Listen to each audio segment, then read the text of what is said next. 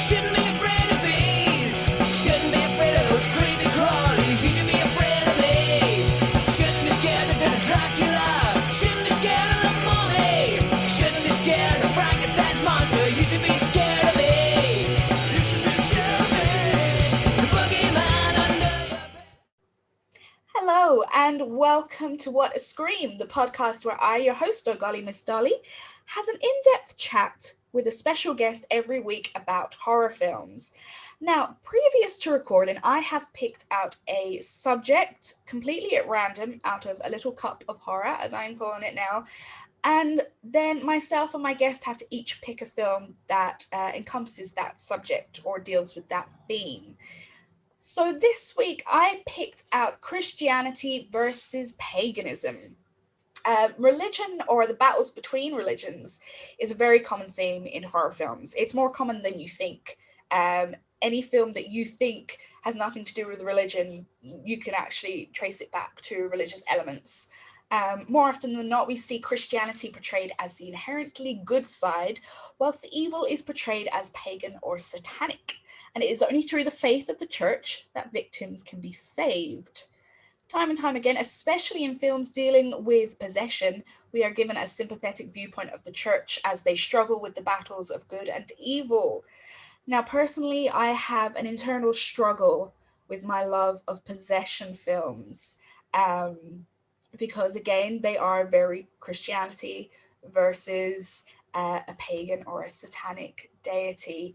And growing up in a culture that was very Catholic, very Christian, and especially within Ireland, where we see the evils of the Catholic Church and what they have done to the more vulnerable members of our society, especially those who can get pregnant and children. I have become, I'm not pro Catholic, I'm not pro-church, I'm actually quite anti-church. That's not to say that you're not entitled to celebrate your own faith, because of course you should be. Freedom of faith should be allowed for everyone, as long as it does not impede on someone else's livelihood. But we have seen that the Catholic Church has taken the piss more than a few times. So I do have this internal struggle with the themes of possession, the themes of good versus evil, especially when Christianity is shown to be the ultimate good, whereas in real life, sometimes that's completely the opposite. So too often, the villain or demonic entity is given a pagan name. For example, Pazuzu is actually a Babylonian god who, whilst yes, they did bring disease when they felt like it, they actually protected pregnant people. Yet in The Exorcist, we are shown Pazuzu as an evil, possessing demon, who's intent on torturing and killing a child. You'd think the more modern horror films would take a more agnostic view of good versus evil, but we see again in James Wan's The Conjuring universe, specifically The Conjuring 2 and The Nun, the demon Balak as an evil deity, really fucking up the lives of an Enfield family and the nuns in a convent. In reality, Balak is a pagan entity charged with finding hidden treasures, revealing serpents, and rides around on a two-headed dragon, which is metal as fuck, if you ask me. So we see a lot of the Christianity versus paganism in haunting and possession films. Now, in one of the more difficult to pin down subgenres of horror, we see Christianity versus paganism as a strong theme or trope within folk horror, especially that of what I like to describe as Celtic folk horror, i.e. films with an Irish or British-centric plot.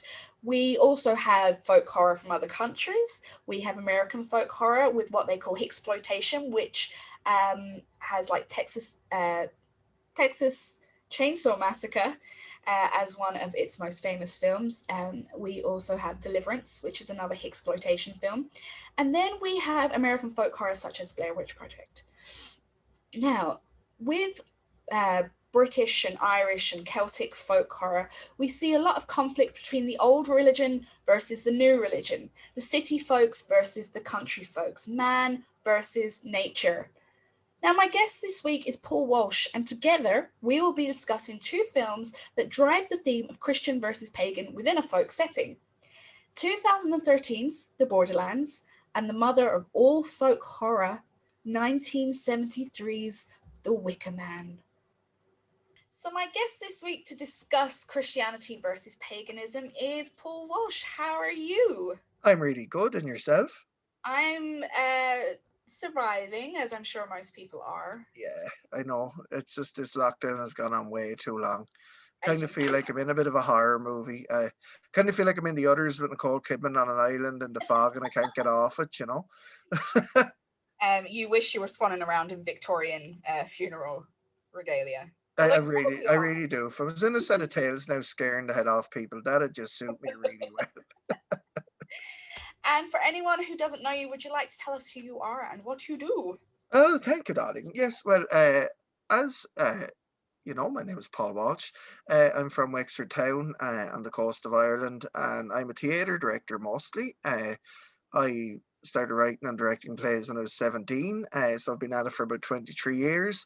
And I have a huge focus on plays that tend to go towards myth and legend and superstition and horror. So a lot of what I've directed a lot of Marina Carr stuff like The Bog of Cats, which is about a traveller woman with the sight from the other world, and she knows she's going to die in 24 hours. And she basically takes harbour revenge on the townsfolk who've wronged her. That's my type of play.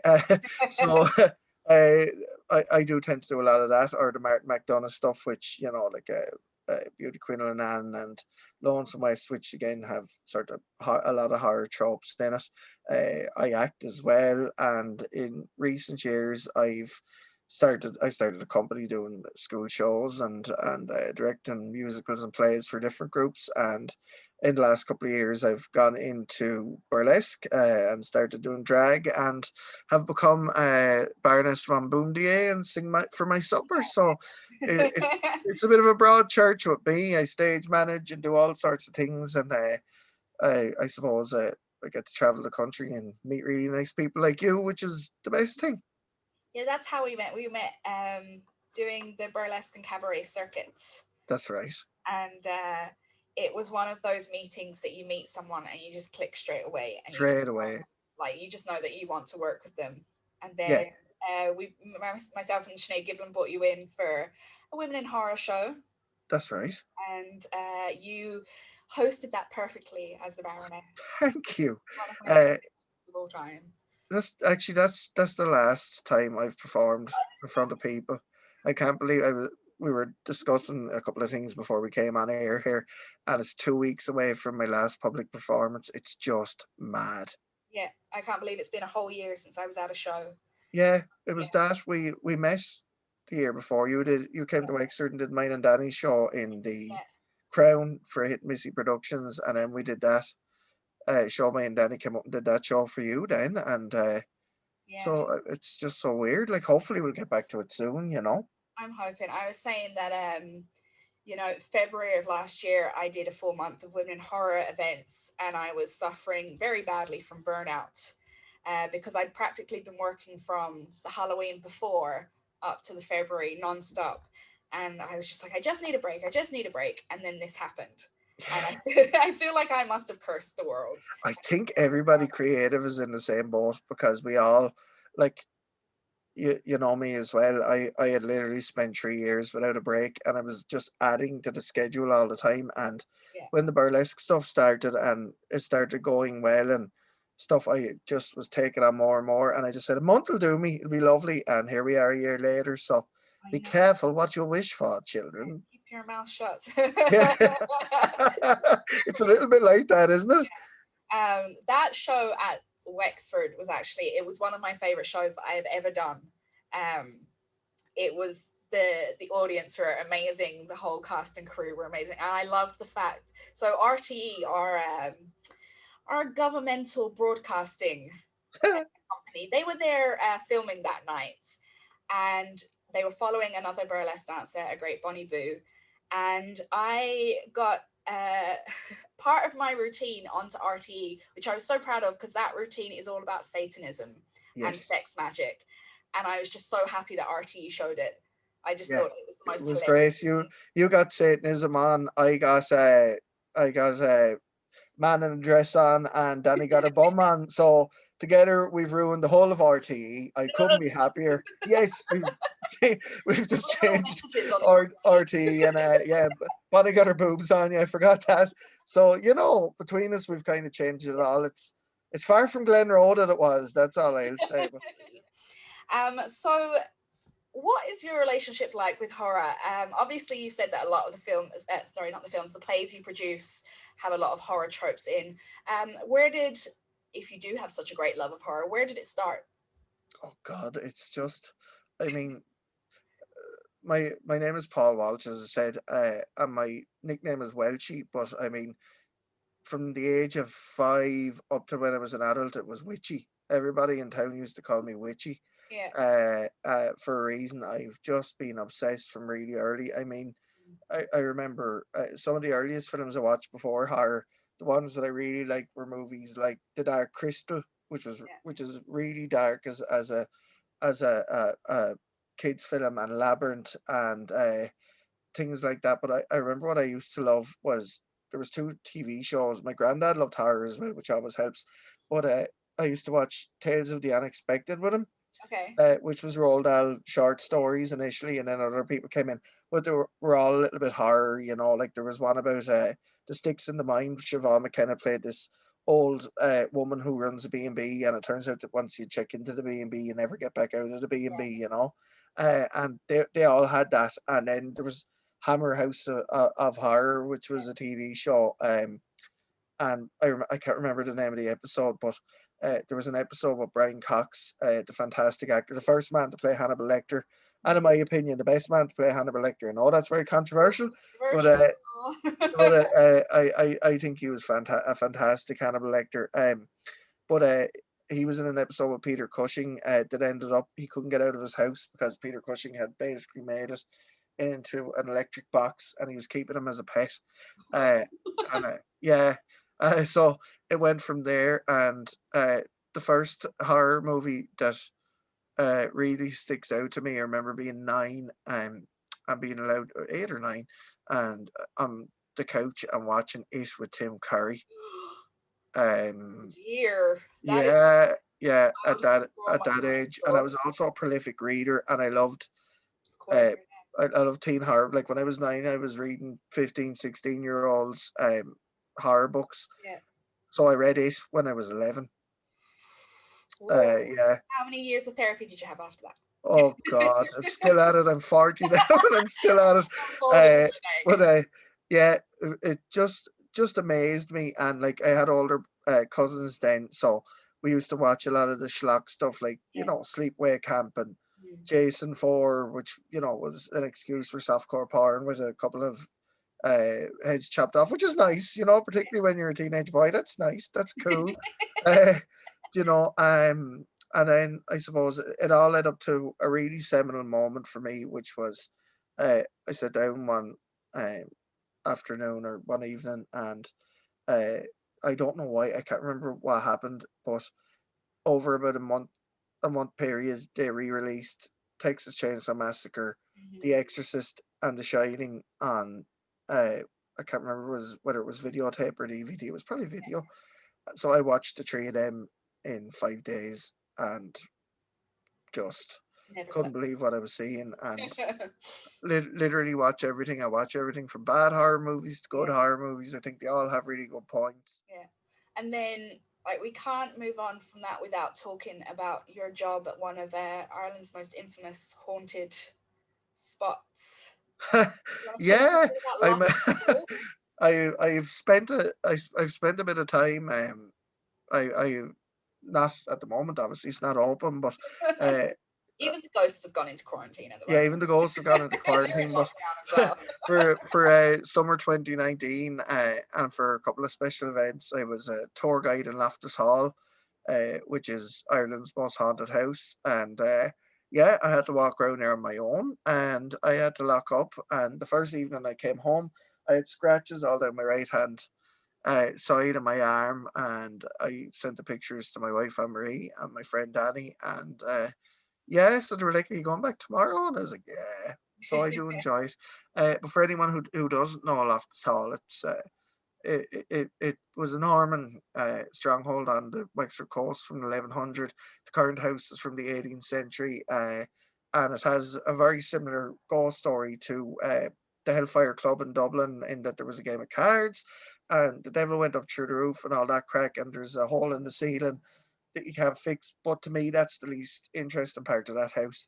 The actual history and the actual ghosts of that house are much more interesting. Anne Tottenham, the girl, the daughter in that house, uh, she was meant to sing the devil, but of course the real story is that she got pregnant for somebody out of wedlock.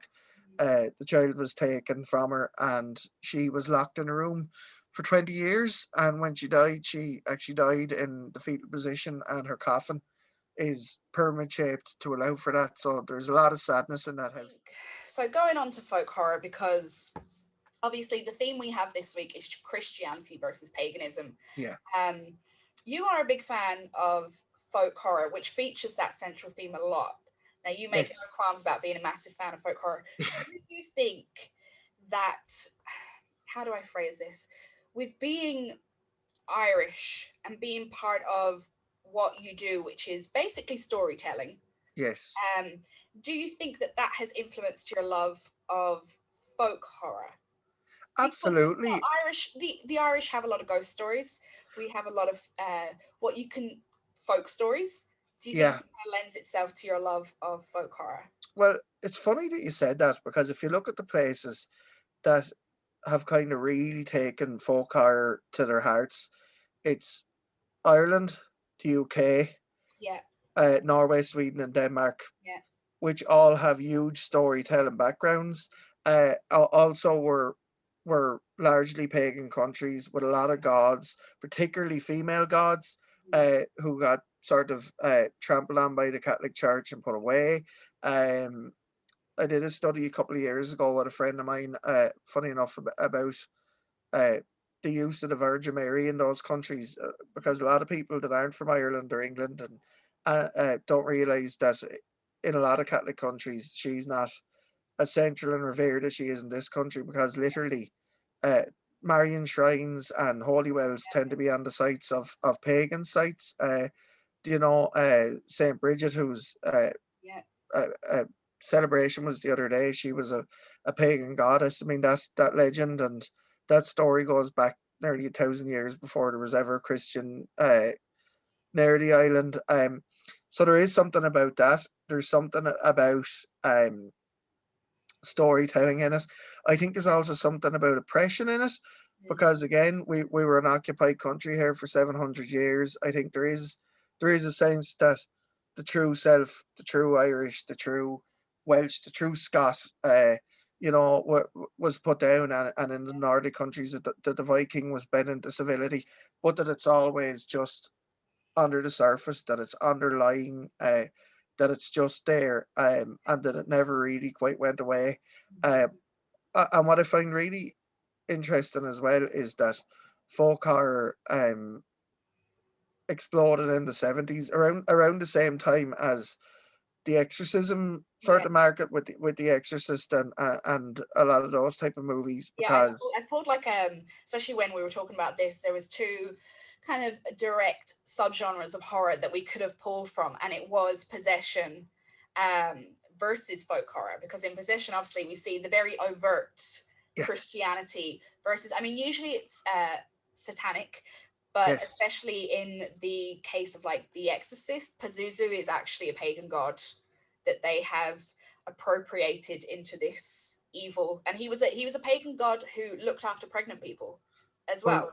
yeah, and people used to pray to Zuzu to protect them from demons, which I think is Yeah, quite funny, yeah, that they chose yeah, Pazuzu for some strange reason. But like, yeah. So we see a lot in this like Christianity versus pagan, especially in folk horror. We see also the new versus the old, the urban versus the rural, yeah, man's development versus nature. they're very strong contrasts that are kind of mainly brought up in this Christian versus pagan kind of subject. Yeah. And the film that you chose to talk about um, is basically the granddaddy of this kind of idea, isn't it? Like it is, Yeah.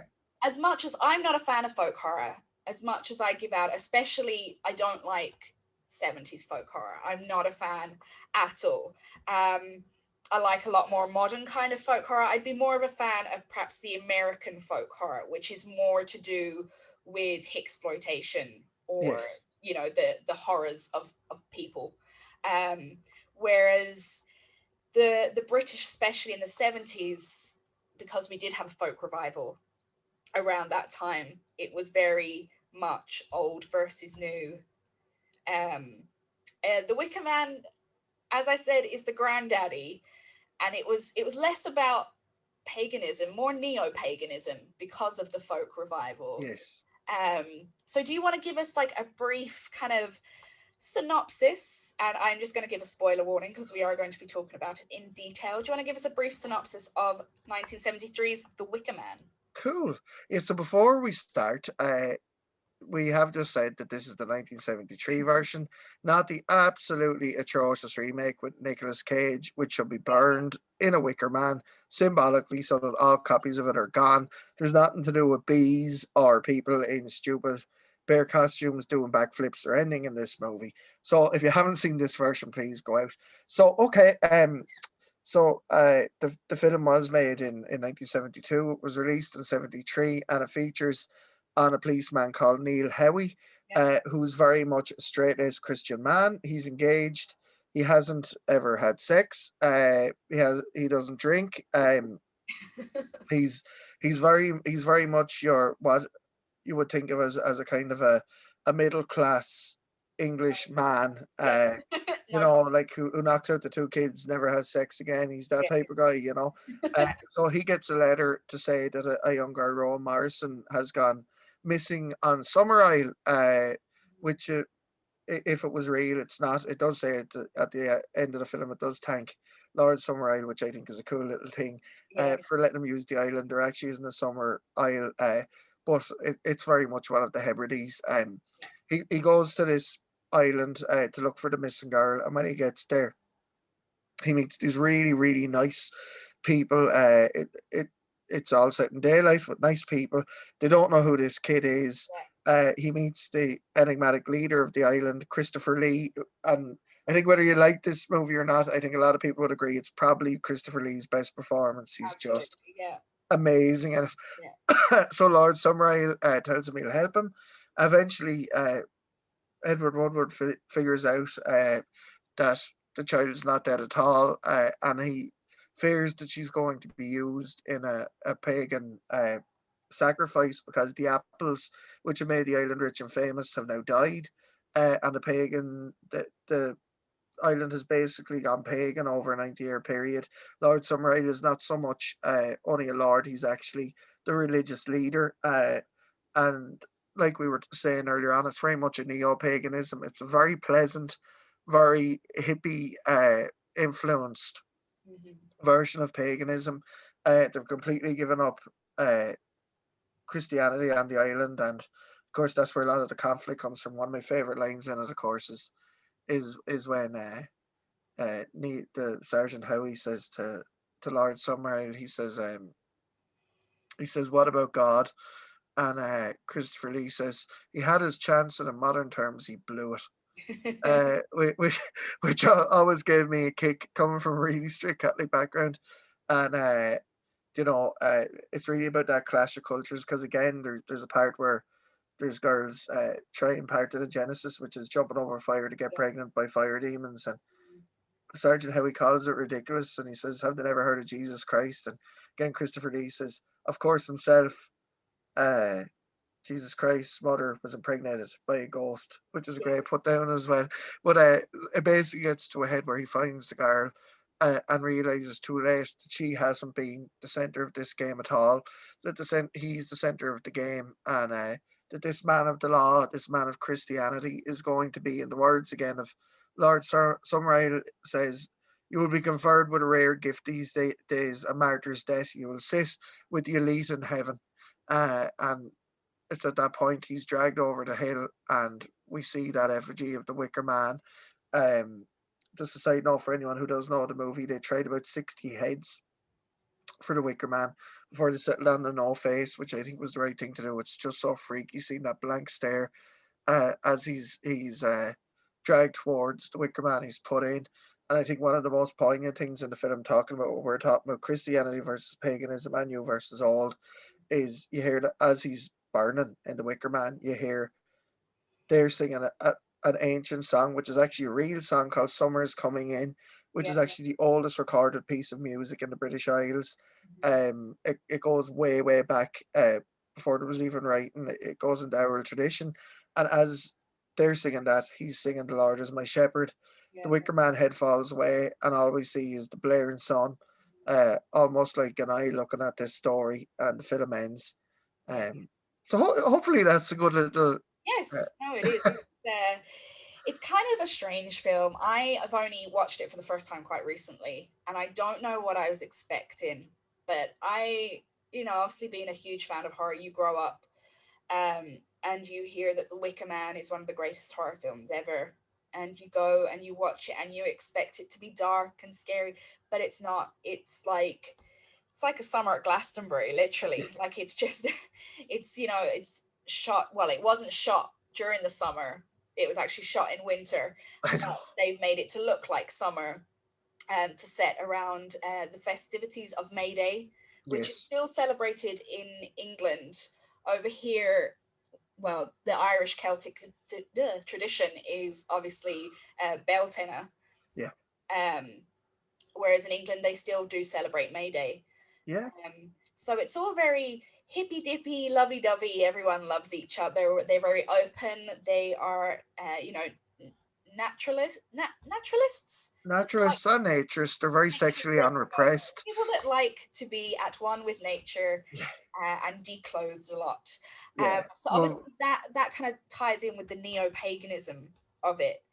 But it's a very bright film, which is in stark contrast to the very end. And I think that's what makes it so horrific. it does. I mean, like, it opens in broad daylight. We see Sergeant Howe. Well, it depends on the version of the film as well. There is 3 or 4 versions. But we'll kind of go with the standard Yeah, American cut, which is what most people see. It opens with how he's flying over the Hebridean Islands, and in sunshine, the beautiful Celtic music. Absolute the soundtrack in it is just fantastic. yeah, Uh, they're sung by a band called Target, and the I can't think of the composer's name. He's actually in the film. He sings one of the songs, but Giovanni, is it? yeah, Yeah, that's it. And so I mean, you see that, and it's funny that you say that because there's 2 things that really interest me about that. Films that can actually give you a sense of dread in daytime really freak me out. And an awful lot of the way that the film does that is in those early scenes when he gets to the island, even though on the surface they're all very friendly. yeah, For anyone who's seen films like Don't Look Now or a lot of folk horror, he's being watched all the time. yeah, There's an awful lot of shots of him walking down quay fronts, walking down streets, and people are looking out the window at him. And on one level, he's a stranger on a private island where you need permission to land. He's in a cop uniform, obviously. He's searching for a young girl. So on that level, of course, they'd look at him. But yeah. there's also that level where voyeurism comes in, and I think that idea of looking is really important in any folk horror movie, but it's particularly important in this one because the whole point is that Sergeant Howie can't see what's right in front of his face. He's not a likable character at all. I No, hate him. And that's some real strong like opinion on someone to actually hate a character who's meant to be the good. He's meant to be the good, the Christian. but he's so unlikable, he's so arrogant, and he comes into this community and he feels he knows best, and because he's Christian, they're all, he goes around, he's like, heathens, they're all heathens, and he's just so condescending to this community. He won't respect them. There's a big lack of respect on his part, you know. And you just think, oh, you're a gobshite. And coming And from do you know what's funny on that though, right? I'm on a few big pages to do with horror, and English people love him, really, right? English people love yeah. Sergeant Neil Howie. I grew up in back arse end of nowhere in Ireland, in Mayo. Cromwell famously said, "To hell or to Connacht." Yeah. And that is literally what Mayo is like. It's desolate. There's not a lot there. Yeah. Same here. He raised Wexford to the ground. Yeah. It's very rural. Everyone knows each other. Everyone knows each other's businesses. And if a stranger comes in, everyone knows about it and everyone wants to go have a look. But you get, you'd get these people come in there on holiday and they would waltz into the place and think, they knew best and silly locals. And they just had that arrogance. And you do see that a lot with the English coming over to Ireland. I know it's terrible to say, but we see it a lot because English people aren't taught their own history of colonization. No, really not. And again, I think that ties into this movie as well, that it's funny that Howie is actually a Scottish character, but he's so caught up in the idea of Britain. Yeah. And he's so caught up in the idea of Britain. He never refers to Scotland. He always talks about Britain, a united Britain, and it being a Christian country, and all that sort of, intimates there, because again, like the Wicker Man could very well be set in Ireland. Yeah. Could easily be set in Ireland and would work equally as well. I mean, it ties into this movie because the interesting thing about the Wicker Man is that it's a battle between Christianity and paganism. Mm-hmm. And not once, for 1 second, is there anything approaching a supernatural moment. Yeah. And that's why I really like it, is that it's the movie, the folk horror movie anyway, that most deals with that idea of, Christianity, is it really the best way forward, or would we be better off going back to paganism? Mm-hmm. Even though every now and again we'd have to throw a well-meaning Englishman into a burning effigy, would we not be all better off? I mean, that is literally about, a community, I suppose, that have rallied behind an idea that this paganism is better for them. And in many ways, they do have an ideal life. Like, how we gets to the island, we go to a pub. They're a really vibrant community. I mean, the thing is nearly a bloody musical. Like, apparently, the director did turn around at one point. It's like, we're making a musical. Yeah, and I see that as it's hanging on to the traditions. Obviously, Ireland has a lot of music traditions that tie in with their folk traditions. Sure. Yeah. Music is part of folk history, and I think, even though I give out about the musical aspect of this film, because I'm not massively into musicals, but you kind of couldn't have it without the music. I get you. Yeah. Because it is part of Celtic traditions, whether it's Scottish Celtic or Irish Celtic, it is part of our tradition. It is, and how you do things. Like if you ever see the uncut version of the Wicker Man, in the theatrical cut, a lot of people see they're actually how he is only on the island for one night. Yeah. But if you see the original version, or as close to the original version as you can get, he's actually on it for 2 nights. Yeah. And there's a part where Britt Ekland's character, whose job it seems to be to deflower people.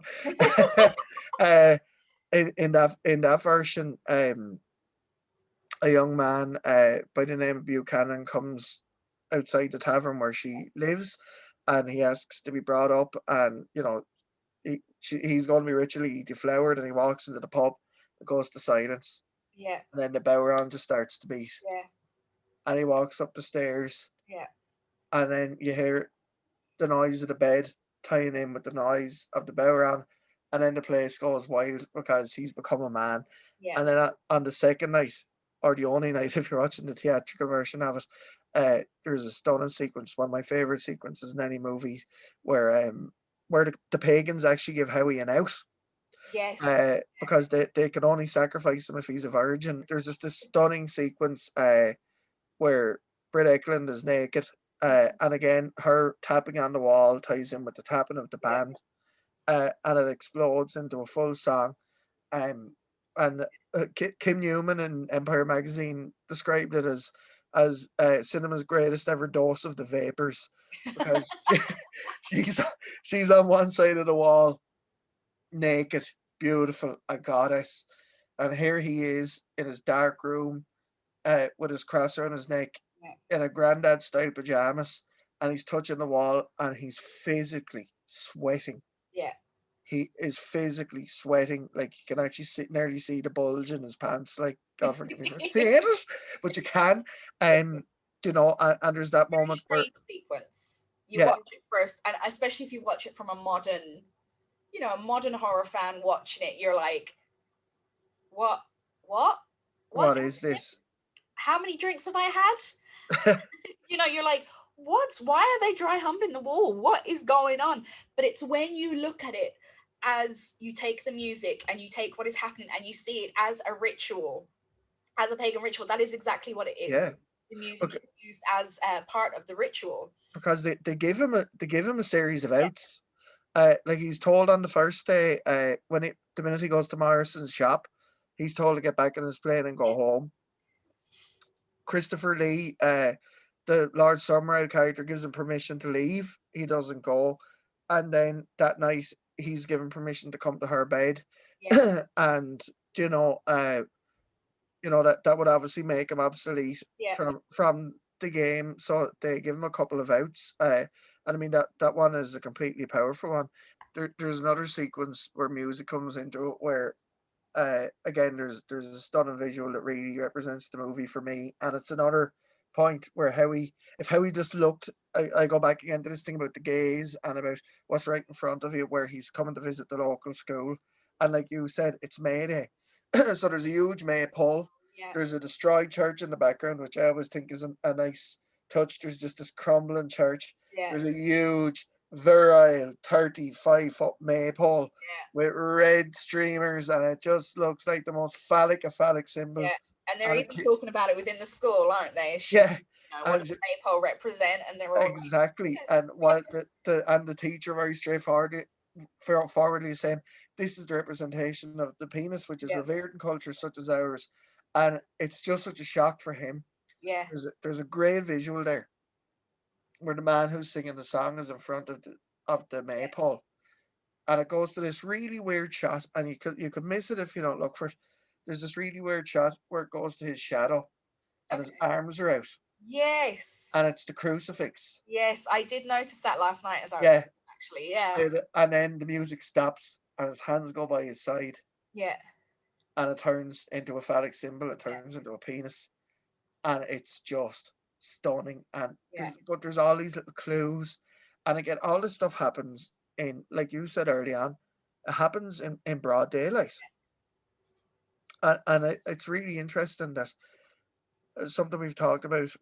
My love of horror, is a sense of creeping dread, and there's just a sense in that movie that, despite them being very civil, Okay. lovely Yeah. people, he's invited to dinners, he's bought drinks. There's just this sense of creeping dread. And again, going back to the fact that I kind of, I'm not mad on the Wicker Man, but I do like the way that Christianity doesn't come off well either. I'm quite, I'm not a fan of Christianity. I'm quite, as No, coming from Ireland, I'd be quite anti-church because of well, obvious reasons. there's two of us in that. Yeah. And I kind of like the way that Christianity is seen as this kind of colonial, appropriating, kind of arrogant entity almost. And even though, we are meant to kind of view the pagans as the bad, they're kind of not they say that, it was up to him to come. It was up to him to make that choice. They didn't force him. They gave him plenty of outs, and he kind of brought it on himself. Yeah. They were just there living their best lives. Kind of funny that like we see this comparison with, if you don't lose your virginity, you're going to burn. Whereas in the Christian faith, if you lose your virginity before you're married, you're going to burn in hell. Yeah. It's quite a nice kind of like. It's a little 180 there, yeah. And that never came to me there. I feel so smart now. But they do that. They use little tropes of each other's things really cleverly. Like there's another part where he does go back to the boat, or back to the plane, the morning after he hasn't slept with Britt Eklund, and of course the plane's not working, it's too late. And there's this great shot where it goes back. He's working at the plane and he can't see what's happening, and it goes back, and there's just these little drums on strings, and it just goes back to this wall, and one by one these 12 men appear in masks. And it's interesting that there's 12, and it's really interesting as well that there tend to be fish and deer, because fish and deer are big signs of Christianity. There is so much imagery, as well as not just Christian, but pagan and witchcraft. There's a lot of warning signs. Obviously, we've got the hares. The imagery of the hare is used a lot, and especially in the sweet shop that he goes to first, there's a lot of chocolate hares everywhere. Yes. And that was the sign of a witch, or the transmutation of the soul. Yeah. We see a lot of, warning signs. Oh yeah, and the dead hare that he finds in Ron's coffin. And there's another really, like, when you see it first, it's just a weird little moment, and it doesn't mean much, but then when it goes on, there's a moment when he's in the classroom, and he goes to Roll Morrison's desk, and he opens it up, and there's a nail, and there's a beetle, and the beetle is on a piece of string, and it's going round and round and round and round, and one of the other little girls leans into Howie's hair and says, "The beetle can only go the one way, you see. He goes round and round and round until he chokes himself, poor thing." Yeah. And it's just that sense of, oh Jesus, There are so many warning signs for him. So, like literally, like big blaring neon warning signs. But as you said, he just will not listen, and that is his downfall. Yeah. So The Wicker Man, would you recommend it to horror fans? Yes. Yeah. I have a very different opinion on it to you, obviously. That idea of the gaze and being watched and not quite knowing what's going on, I really recommend it. For me, it's a masterpiece, and it'll be something I kind of watch 4 or 5 times a year till I eventually.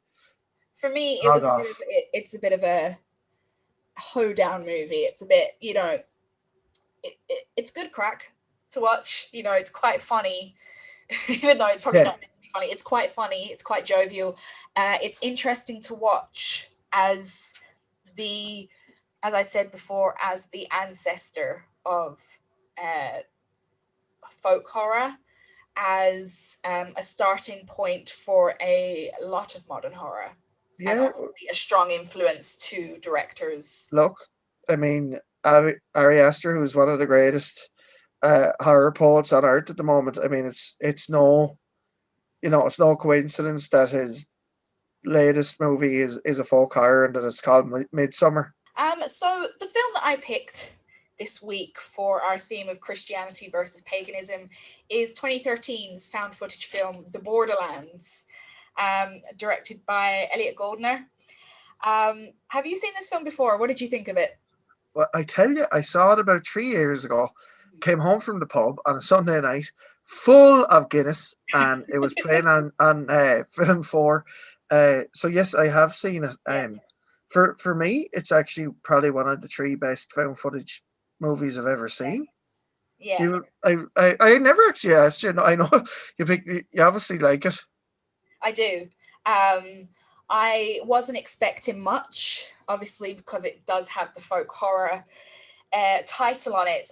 You like a folk horror. You like a folk horror. I like 2 British folk horrors out of I don't know how many.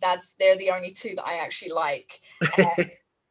I like this one because I like found footage. I'm going to admit it right here. I know that it's kind of seen as a cheesy copy of Blair Witch, but I actually really enjoy found footage. I actually think it's a better movie than Blair Witch Project. Really, they're Yeah, very different. I really love Blair Witch. I do too. Now, don't get me wrong. I Get really more do, into but the American folk horror uh, because it tends to be a bit more visceral, a bit more yeah, horrific actually, rather than a slow burn like the British kind of is. think, Some of my favorite films are found footage. I love Blair Witch.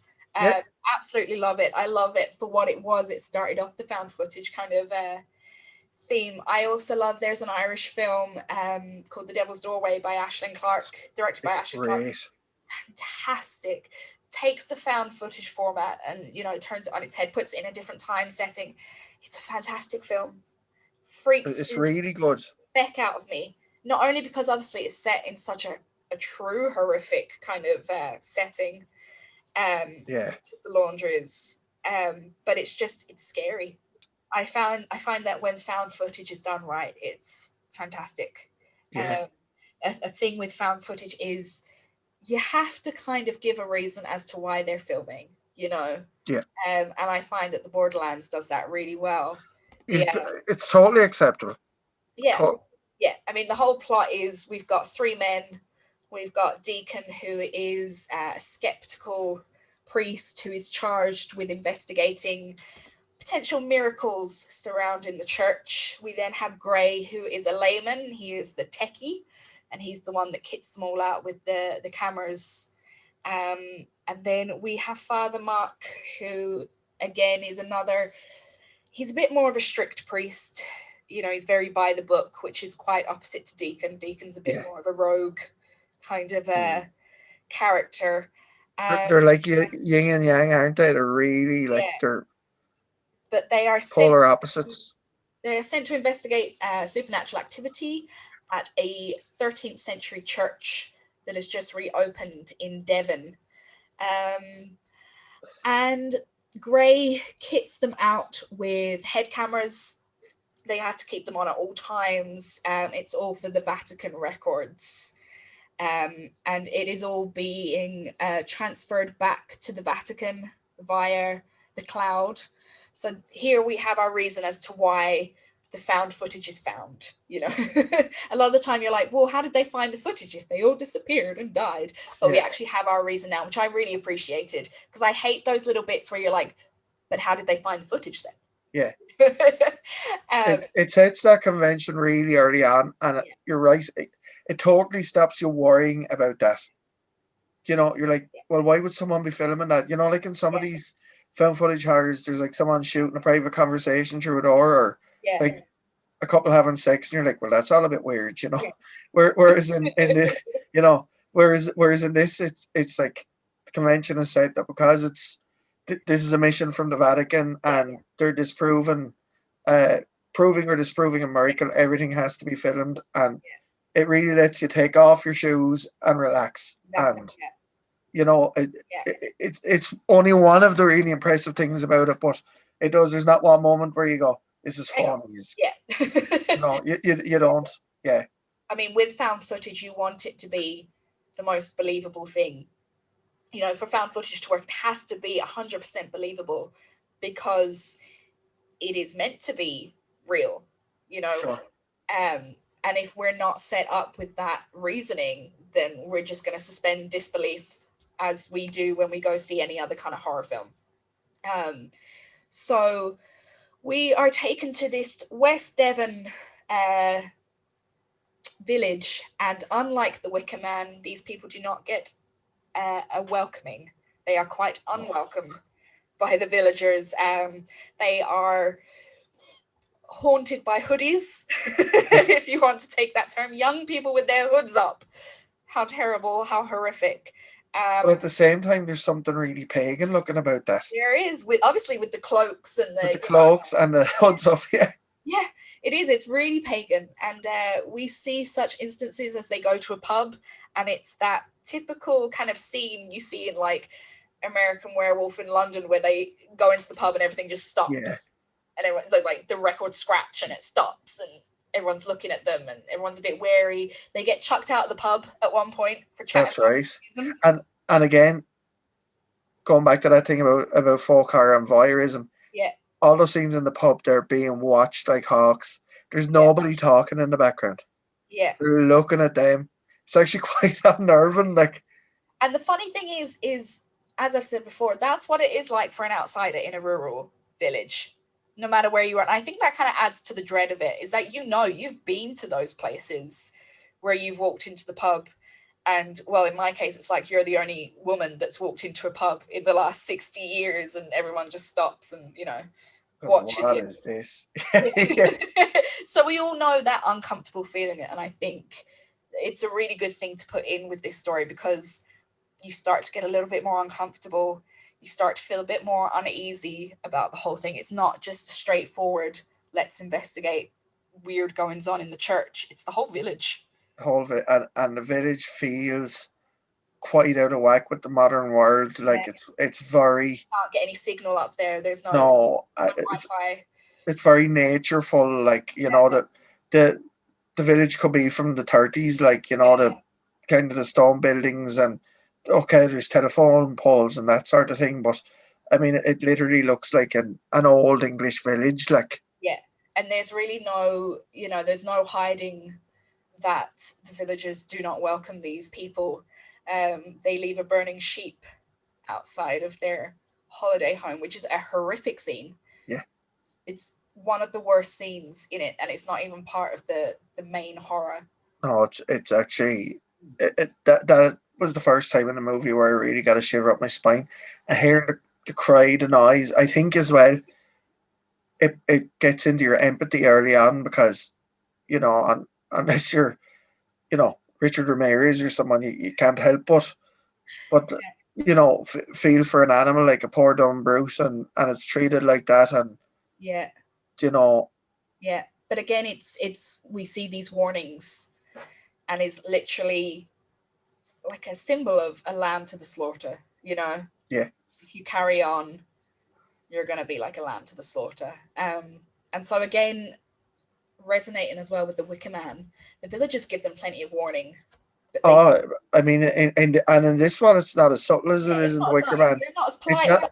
It's not delivered with a smile at all. You don't get to in it with a beautiful woman. No, you don't get to go to bed with Britt Eklund in this movie. Like there's a 62-year-old called Peggy with 2 bags telling him to get the F out of the village. Like, it's it does have that creepy sort of feeling, and there's so much clever stuff about it. Like, it's like you said, it's literally inaccessible.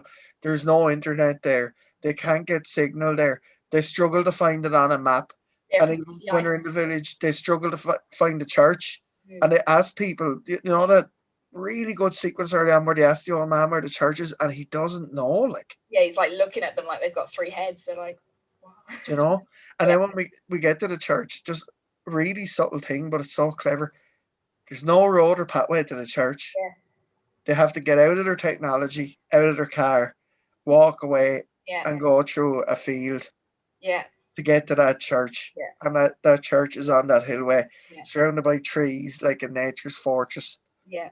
And, I think even the fact it's not a particularly pretty church really works for it. I mean, we see in the Wicker Man, we have a physical isolation. He is on an island, physically cannot get back to the mainland without needing an airplane. Whereas in this film, we see more of the modern day version of isolation, which is a lack of technology, a lack of communication. Sure. And so we are placed into this isolated setting, which again is quite unnerving. There's no one they can call for help, really, they're aggressive. They're aggressively rude to them, like. Yeah. And then they go up to the church and they start investigating. They meet the priest, but he's, they've just reopened this church, and he's the one during a baptism. Strange things started to happen, and that is why he called them in. And we see this church, as you said, it's on top of a hill. And an interesting thing is as Deacon explains later on, it was the site of a pagan temple. And this is how Christians appropriated and assimilated into the pagans, how they got the pagans to kind of come over to Christianity, is that they did build churches. And this is a true fact. They did build churches on top of pagan sites, on top of pagan temples, to take over from the pagans. And the oak trees, the oak has a special meaning within paganism. But they start setting up their cameras in the church, and they start investigating. And the strange thing is the two priests are quite skeptical. They're quite non-believers. They're kind of bothered that the church has gotten this reputation as being a bit hysterical, a bit, fanatical, and they want to disprove these miracles for that reason. Whereas Gray, who is the techie expert, who you'd expect would be the skeptical, is actually not. I mean, he's agnostic, but he's the one that really believes. That's why Deacon really works for that movie, because the church obviously sent him out because he's a rugged out faker who's not afraid to say, I actually think this is nonsense, They're investigating this church, and strange things start to happen. The priest who resides in this church, he kills himself, throws himself off the old tower, because he says beforehand, this isn't a miracle. He's seen something, and he realizes that it isn't God. And they discover a little stairway down into caves, basically. Sure. And they hear crying from it. They hear a baby crying. And it's all a bit weird. And so Deacon calls in his mate, an exorcist called, I have this written down, Father Calvino. Yeah. And he is an exorcist. And they decide to do an exorcism. And as exorcisms go, shit hits the walls. Yeah. Shit hits the fan. Yeah, the minute they go up there in the middle of the night to do that exorcism, we're just like, shit's on. You're just like, no. Why don't they do an exorcism like during the day, And have 40 people there. Right? Like have some backup guys. Sure, we've learned. Have we not watched movies, lads? It's like in zombie movies where people don't shoot zombies in the head. You're like, what's wrong with you? Like, to go up there and, like, literally in the middle of the night on their own, and you're just like, lads, you're all going to hell. You're all getting eaten by Grumbler or something, Yeah. So Mark dies. Father Mark dies. He chokes it, and Calvino goes down into the caves, and so Deacon and Gray follow him, and they find out it is not a cave, but it is the belly of the beast. And basically, this bit really, really got to me, because I have a fear of tight spaces and having to crawl through to, like, the film The Descent did this to me as well, like that feeling of just, like, I'm a heavy set woman, if I try and get through these places, it is like a cork in a wine bottle. Like, I'm not coming out, like you are stuck. Yeah. As a man of size, I feel the very same. You'd have to butter me up to get me out. Like, it's just... Yeah, just like, get out the grease, boys. We're getting out here tonight. But you're right, though. And for anyone who hasn't seen it, it's worth watching for that sequence, because I literally had to take my inhaler. I didn't need to, as in my asthma wasn't at me. Yeah. But I needed oxygen. I needed oxygen for me. I needed oxygen for them. It just gets tighter and drier and dustier. And like, it's funny. You hold your breath. I just do this thing where when I'm very stressed, I hold my breath a lot, and I have to remind myself. And through years of therapy, people have to remind me to breathe, because when I get stressed, I just go, and that's it. I hold my breath, and it's only until I'm literally blue in the face, I'm like, shit, breathe. Need the oxygen, yeah. I was holding my breath. I was totally. There's one, and you know what's clever as well in that sequence? It starts off and it's one little path, and you're not that worried for them, because it's 7 foot tall, it's wide, you can see the light from there, from the church and whatever, and they're going on, and next minute it gets tighter and they're bent over a bit, and there's a bit where they see the priest down through basically a mailbox size thing, and they crawl through it, and it's about 6 feet long, and like you can literally hear the scraping of their backs and their butts on the top of it, and it's just like, what are you doing? Yeah. What? Get out of there! And Yeah. it gets tighter and tighter. But also, what's going on over here, which I only really noticed the second or third time I watched it, is that there's 7 or 8 or 9 different tunnels. So even if they were to try and go back, Yeah. by the time that they see Calvino, like they've gone through 46 different options there. Like it's just terrifying. They're underground in the Yeah. dark, no technology, Yeah. and it's genuinely like They realize that they are literally in the the belly of the beast, the sphincter, it looks like. The sphincter yeah, of the beast. And it goes from a stone wall to a natural, uh, fibrous, fleshy. mucousy kind of, fleshy wall, and it's burning them. So it's obviously, that stomach acid of this pre-Christian beast is eating them.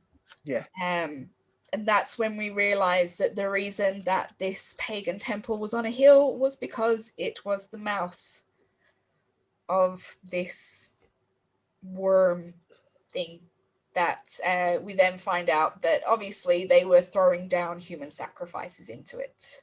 yeah. There's a kind of a side story, really, isn't there, where to find the diaries of an 18th century priest, Yeah, and who ran the church and the local orphanage. And even though it's not explicit for most of the movie, later on we kind of see these cages and there's skulls and stuff in them, and they're obviously kids. And again, what I like about this movie is it's not too spelled out, as in, it's not like this is definitely what happened, but I mean, you put two and two together, and this yeah, priest was obviously bringing the kids from the orphanage down there to keep this thing happy. And there's that great line in his diary where he basically apologizes to God and says he has a new master now, and you're wondering what the hell he's talking about.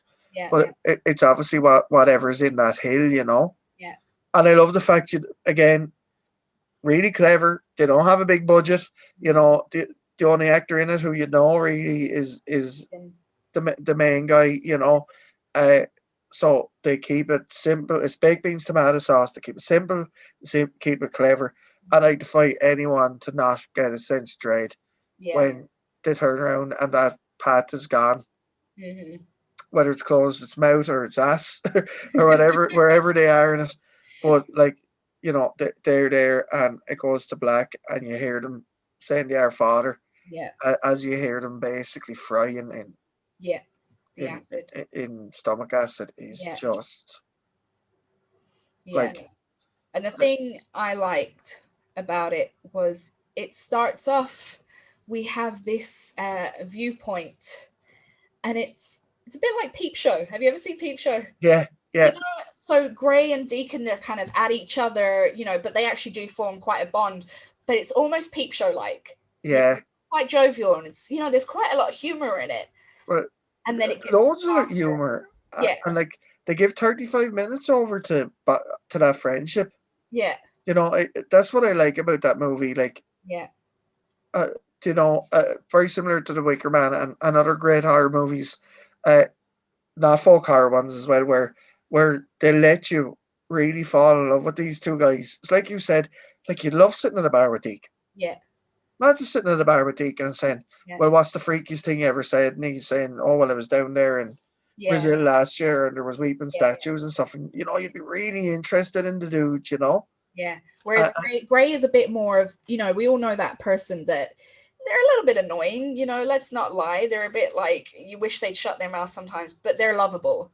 Yeah, They're like a lovable rogue, and at the end of the day, you do care for them. And he's a good dude, and like I suppose the tragedy of him as well is this isn't his world at all.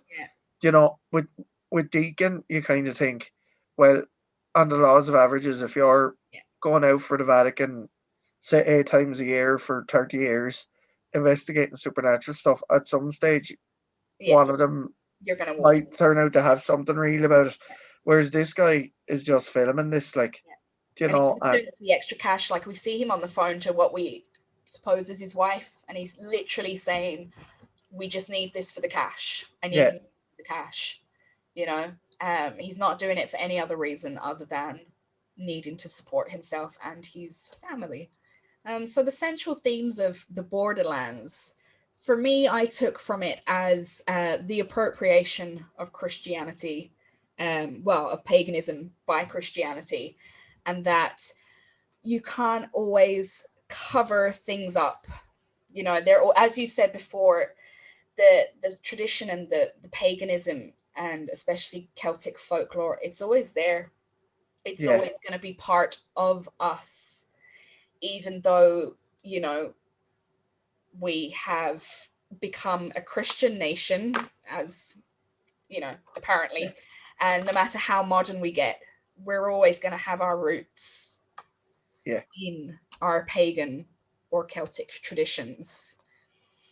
And I Well, think that's important. It's important to remember as well. you can take that with, you know, be out and sort of getting taken over by Easter, and you know, sound becoming Halloween, and you know, Christmas wa- Yo, was uh, pasted over as well. And I mean, they did that so deliberately because you know, the birth of Christ, I reckon, was about the 15th of April, so they literally took it and put it onto the biggest pagan festival, you know. yeah, and I think especially it's important, even though it's important to develop and to move on, it's still important to know where your roots are.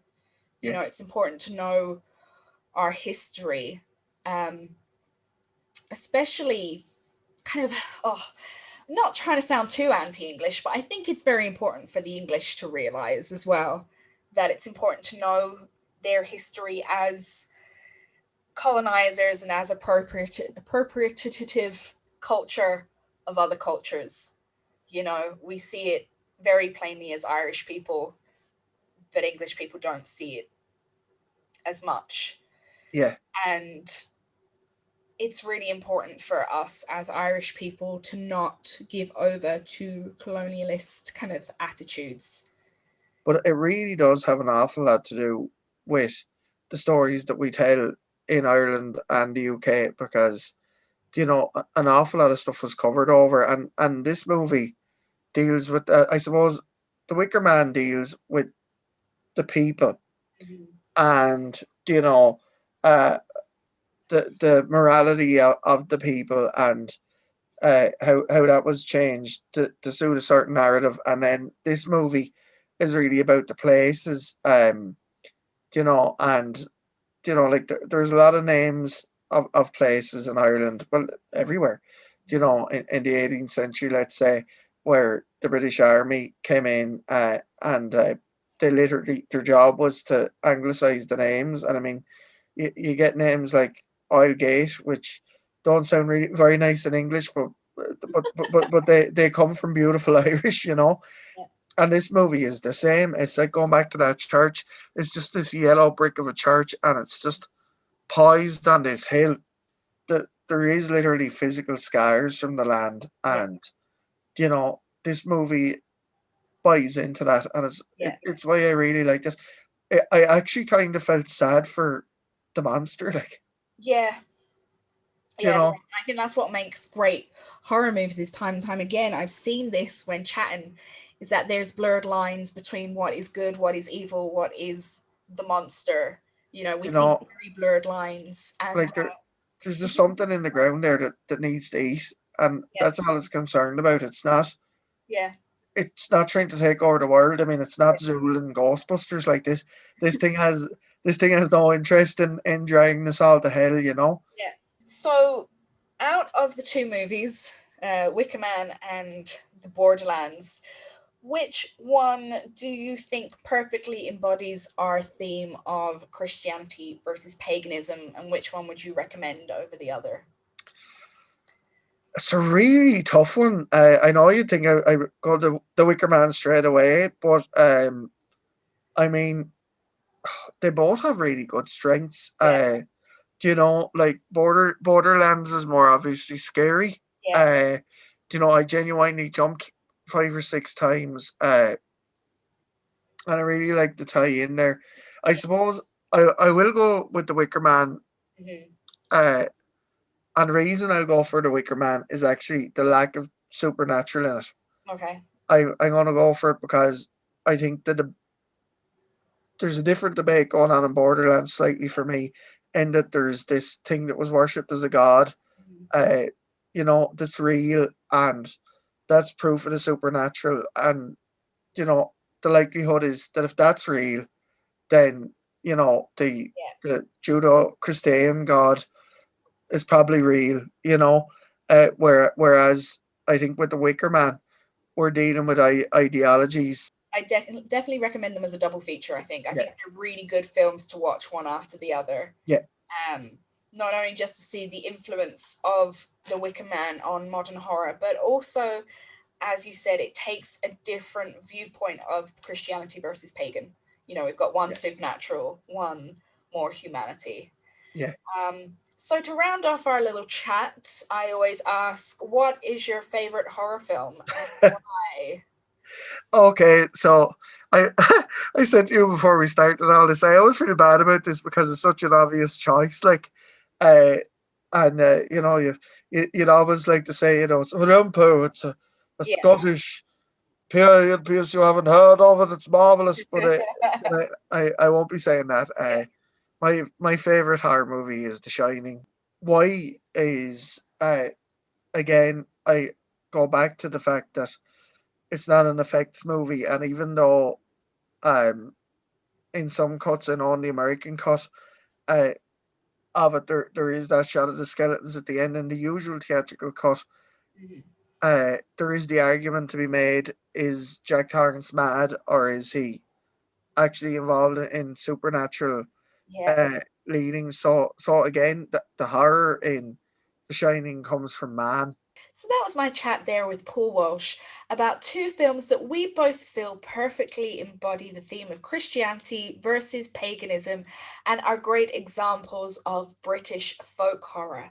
So that was 2013's The Borderlands and the granddaddy of British folk horror, if you will, that is 1973's The Wicker Man, starring Christopher Lee and Edward Woodward, the greatest actor name in history. So tell me, what did you think of this week's episode? Do you feel that the films we picked were perfect, or do you have even better recommendations for the theme of Christianity versus paganism?